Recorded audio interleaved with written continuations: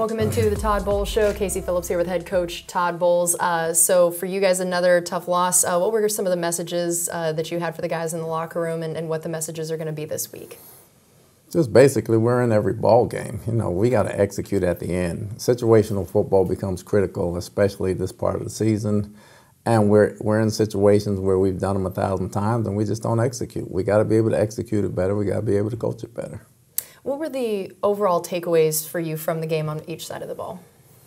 Offensively, I thought we ran it better. I thought we moved the ball down the field. We still have red zone problems. We can't get first and inches on the goal line the first drive and not score any points. Defensively, they're a very good offensive line, a very good running back, but we misaligned so many times that aided them in the run game that it wasn't even funny. So we got to correct those things. You brought up getting all the way down to the goal line on that first drive. You guys haven't been able to get a touchdown on the opening drive so far this season. Are there just kind of some coincidences with that? Or are there certain things you guys are taking a look at of how the game planning is for that opening drive, or ways you're trying to amend that? When we get down that far, you can't have a penalty to put you back on the 6-yard line, number one. We got to have positive plays every time. Everybody's got to be set. Things we go over 1,000 times, and we got to execute better.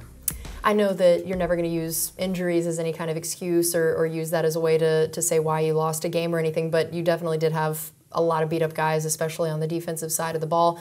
What are some of the biggest challenges of not having specifically Levante David, Jamel Dean, and what those guys mean? Well, that time of year, anytime you lose a starter, no matter what time of year, you're going to take a step down. But other guys have to step up. They get paid too. You adjust your game plan. Like I said, we're in every ball game. Now, we're not getting blown out. We're in it right to the end. We just have to make the plays to put us over the top. And maybe you don't have your superstars to put you over the top, but you have guys that throughout the season has gained valuable experience that should understand what to do. And how about knowing that those guys were out? That meant some guys were having to step in for them. I know Zion has had to do that, seems like more games than not this year, so it probably doesn't even feel as much like, oh, we got this backup coming in, that Zion has basically taken almost starter-level reps at this point in the season. Does that give you more confidence in him, and when you know that one of those guys goes down that he has to step in for? We look at him as a third starter anyway. You know, since the season started, Zion has been outstanding. From a coverage standpoint, his confidence is great. He has a great understanding of the scheme.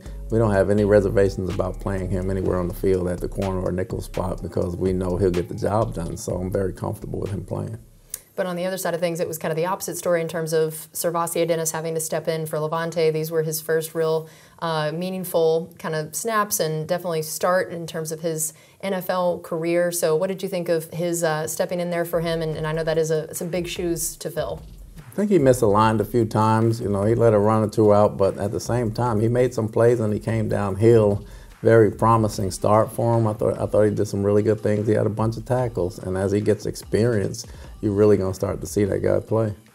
I know Carlton was also on the injury report this week. He ended up being available, but he ended up having an interception, multiple passes defensed in the game for the 16th time in his career. How healthy was he, and how impressed were you with his game, especially knowing that he maybe wasn't 100%?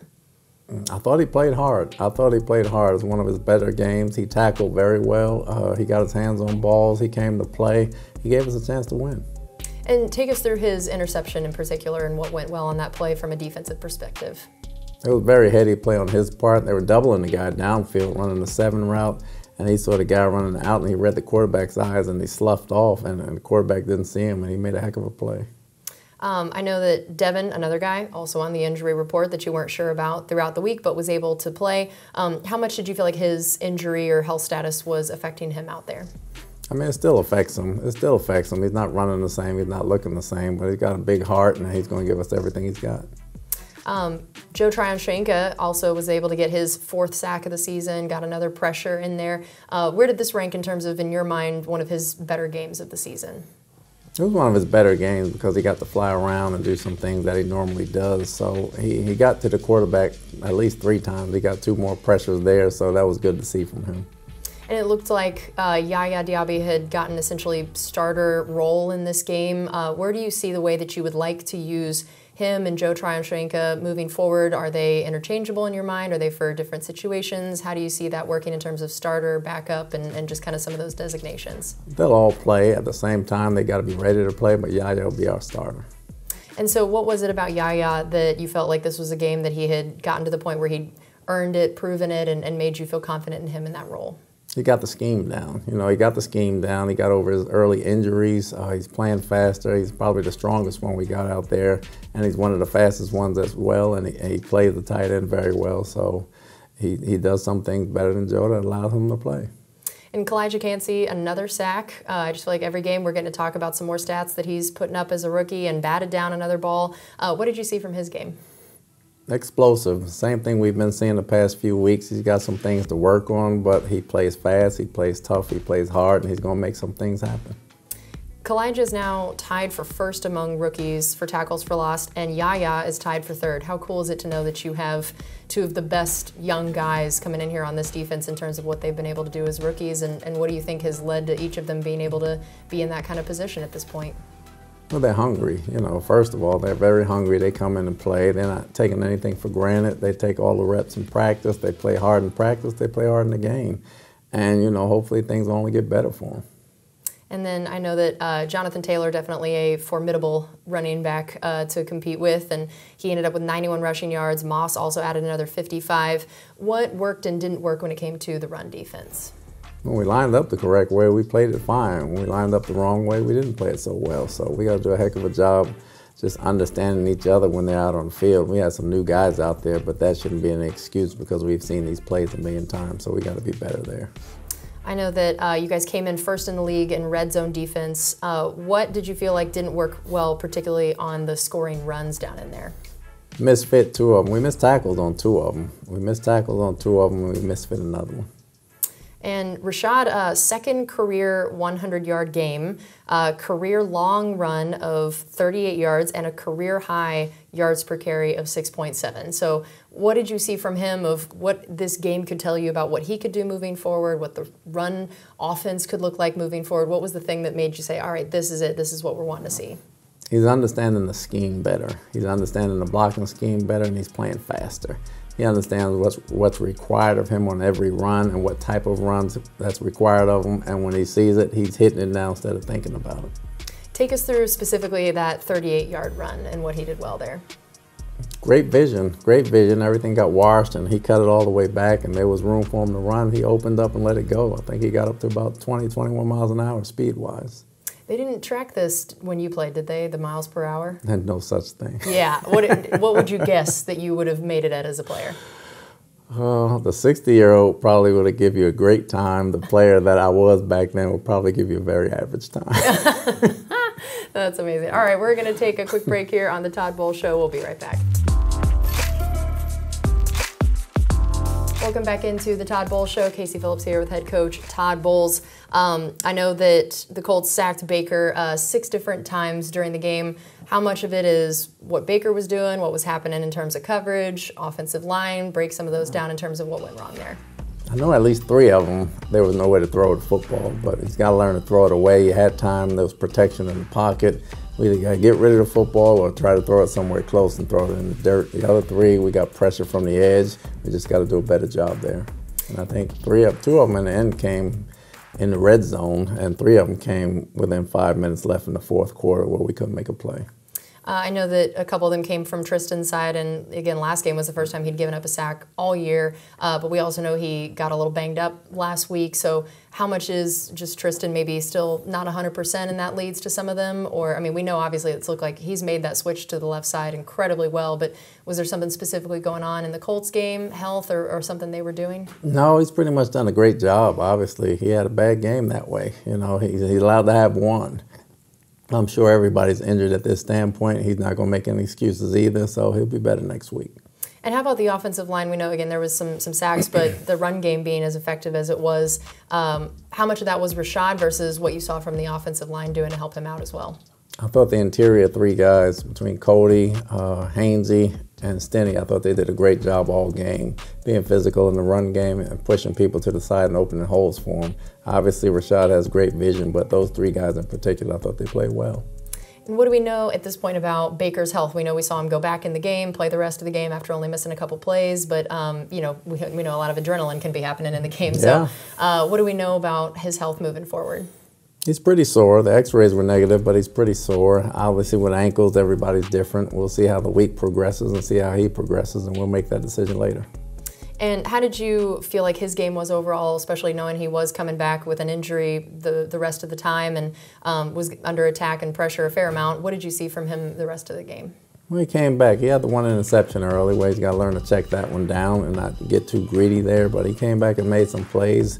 We were in it till the end. The sack he got at the end where he turned it over, that was kind of happened so fast when he was trying to make a play, but he gives us a chance to win every week. I like where he's at. I like where he is mentally. I like what he's doing with the football for the most part. And he gives us a shot every week. And how did you feel about Kyle Trask's readiness in terms of what he was asked to come do, of how prepared he is, and if for some reason Baker wasn't able to go in the future, the readiness and ability of Kyle Trask coming in? Fully confident, only a matter of time. I thought the ball he threw to Chris where he had 1 foot out of bounds was a heck of a throw. Not even a warm up, but he came in, he conducted the offense well. Very pleased with where he's at. In terms of Baker's turnovers, what were some of the things that you feel like in the whole season, these recent weeks, overall his turnovers and how often you feel like they're happening? Do you feel good about his decision making and just where he's at in that part of his game? I feel good about his decision making. I thought the one yesterday got away from him. It was about 3 guys in that area. He should have checked it down because it wasn't open. Other than that, his decision making has been very good. He knows where to go with the football. He checks us into the right plays and he makes the right reads. I know that there was that one drive he had in the fourth quarter where, after he gets sacked, he ran on that 3rd down, took on a blocker, gets that 8 yards, and then converted on 4th and 10, and then the 23-yard touchdown to Mike. What was most impressive to you about specifically Baker's performance in that drive and what it said about the kind of quarterback he is? Well, the run said everything about his determination and his gut and his grit, and the throw he had to Chris said everything about the precision and the understanding of the moment. 4th and 10, they had a lot of guys dropping deep, and he put it the only place it could be put. So that told me a lot about him. I know that he has had several kind of tipped passes at the line of scrimmage. Are there anything that you feel like you guys can do about that? Is that just something that happens in the league, good defensive line play? Is there anything in terms of trying to cut down on some of those? I mean, it happens from time to time. We can get the ball out a little bit quicker, but from time to time it happens, and we just got to get him out the pocket a little bit more. All right, we're going to take another quick break. We'll be back here on the Todd Bowles Show. Welcome back into the Todd Bowles Show. Casey Phillips here with head coach Todd Bowles. Mike Evans putting up a Mike Evans kind of game. Couple touchdowns, 70 yards. What did you see that really stood out to you about his game? Especially knowing, now he's got 19 career games with multiple touchdown receptions, which is the 2nd most among all active players. That guy just knows how to get in the end zone and multiple times in a game so often. True professional, competes at the highest level, comes to work every day, practices hard, takes his craft very seriously, hones his craft every day. Same guy every day. He practices to be great, he plays to be great, and it's been over a length of time, and it's still showing. And what do you remember about especially that one catch he made earlier in the game that brought you guys all the way down to that 1-yard line? And it looked to me almost like he jumped again midair. What did that catch look like to you out there on the field, and what is it like to watch Mike do that? He hung up there for a long time, it looked like to me anyway. But to come down with that and have somebody hitting you at the same time, that's impressive. That's concentration. That's competing at the highest level, and you don't see many of them plays being made. And then another catch similar to that, Payne Durham's grab down there by the goal line. How impressive was that grab, and what did that say to you about his potential and why you guys wanted to draft him and bring him in here? It was impressive in that game, but he did it in college. So we really saw him in college do it, and it's good to see in the ball game. Hopefully that's the confidence he needs to go ahead and make more plays. I know that Cade also, a 24-yard catch to start the game, had a huge block on Baker's scramble on that 3rd down that we talked about earlier, and yet again playing every dang snap while he's out there. So what did Cade mean to this offense and this team in Sunday's game? Cade's big, and he actually had yak yards after catch this week, so that was big for us. He's a steady Eddie guy. He's faster than you think he is. He's more savvy than you think he is, and he blocks better than you think he does.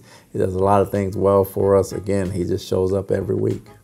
I know that Chris Godwin ended up with just 3 catches, but one was the nice, 21-yard gain with some good yak. Another was the huge 4th and 10 conversion. So how do you kind of evaluate his game knowing it wasn't necessarily the volume he normally gets, but yet again, they were significant plays when they came? Well, Chris is nicked up as well. I know he's playing with a lot of injuries as well, but he goes out there and competes at the highest level. He makes big plays anytime we call on him, so I'm very pleased where he's at. And just take us through that 4th and 10 conversion and what worked so well on that play. It was the timing of it. Chris ran a great route, and Baker let it go right when he was coming out. The only time he could let it go was perfect timing, perfect route running, great pass. I know that Chase Edmonds was the only other back to get a carry, and he just got one. Do you feel like you, down this stretch, are going to need more from some of your other backs, or are you happy to ride the hot hand of Rashad, knowing that he's able to put up so much in terms of receiving and rushing yards? We're going to need more from the other backs, obviously. Injuries happen and things are going to happen late in the season. When your number's called, you got to be ready. We think those guys will be ready, and we look forward to playing them. I know that Jake Camarda had a 63-yard punt, but then there was a couple that only net 21 and 23 yards because of some touchbacks. How do you evaluate his game, and how much was that some of those that especially were the shorter net, were they him, the coverage unit maybe not getting down there to make a play on it as much? What did you see from them on that special team side? Well, the shorter ones, we got to get it. It bounced at the 2, so it's probably going to go in the end zone more or less. We want to get it to bounce at around the 10 or the 12 so we can have a chance to recover those. The big ones we know he can hit. The other ones inside the 10, we want those to be right inside the 10, not starting at the 25. That makes sense. And then I know that this next game we have coming up here is the My Cause, My Cleats game at home. So I'd love to hear, are you going to be repping a cause on your shoes? My cause is Autism Speaks, and my son Tyson has autism, so I'll be representing him. What do you love about getting to see this game every year in terms of both you getting to represent that on your shoes and then some of the other guys? What are some of your favorite things that you love about whenever this game comes around? Just seeing all the players' different causes, understanding a part of them that you don't normally see, that they don't share to a lot of people, not even their teammates and coaches, and you get to see by their cleats where their thoughts are and what their causes are. I think that's the best part of it. And for you, how cool is it to know that you have this platform to try to support your son and to get the awareness out there? That is one of the things that comes with being a head coach, when I'm sure after some losses there's some trials and tribulations that come with it as well, but to have a moment like this to be able to show something that's another side of you and your life and what's important to you. Well, it's always great to support any of my kids. All three of them do a great job, and happy to support them anytime I can. And I know for you guys, the Panthers now coming up, 1-10 record, now, fired their head coach this week. What are the things that you want to say to the team to ensure that this isn't a game that they might overlook or might take lightly based on the Panthers' record? I said to them, don't worry about the Panthers, worry about us. We have to take care of what we got to take care of and correct the mistakes we have to make in order to play them. So we're not even worried about what they're doing. And now this is the second year in a row that you'll be facing the Panthers with an interim head coach. What are the challenges that brings when it comes to game planning, where theoretically, especially when it's a division team, you're supposed to be really familiar with them and what they do and kind of know more, but now there's been a couple different coaches along the way, and so when you watch the tape, knowing that, how much do you expect to potentially change, or do you feel like not as much is going to change and you can game plan the same way? I'm sure there'll be some wrinkles. Again, we got to take care of what we take care of. If we take care of our own backyard, we don't have to worry about what they're doing. We can go ahead and win the game that way. So we expect them to have some wrinkles. We expect them to have new life, but that has nothing to do with us correcting our own mistakes. All right, we have one more segment coming up here on the Todd Bowles Show. We'll be right back. It's time for our final segment here on the Todd Bowles Show. So Bryce Young, first time taking him on. What are some of the things that you notice about what he brings and what you guys are going to have to be aware of? A lot more athletic in the pocket than I thought he would be. Very accurate arm, very live wide arm, very smart. He can put the ball in small places. And I know they've got some weapons over there. Let's start with Adam Thielen, a guy that has been around this league for a long time. What do you pay attention to with him? Outstanding hand, extremely tough at the top of the route, and very good route runner. And how about Hayden Hurst, Miles Sanders, a couple of these other guys? We had Miles in Philly last year. He's continued to run the ball very well. He can catch it out of the backfield. Hayden's always been a great receiver at tight end, and he's healthy, so we expect a challenge. And what do you see in terms of their offensive line and their ability to either protect or create in the run game? Huge offensive line. We know they were tough last year. Obviously, they run the ball very well. They can protect when they have to protect, but they're a big offensive line, so the run game is going to be a challenge. And how about on the defensive side of things? What stands out to you about their team? Well, they got Brown up front, obviously, and they got Burns outside, and they got their corners. Hopefully, they get all their guys back. They're a very formidable defense. They've been in every game thanks to their defense. And then what about their secondary in particular? What stands out? ball hawks. You know, they can play man or zone. They kind of mix it up a little bit outside. Some guys have been nicked up. They have other guys step in who hasn't missed a beat. All right. Well, Coach, thank you as always for your time. We really appreciate it, and good luck against the Panthers on Sunday. Appreciate it.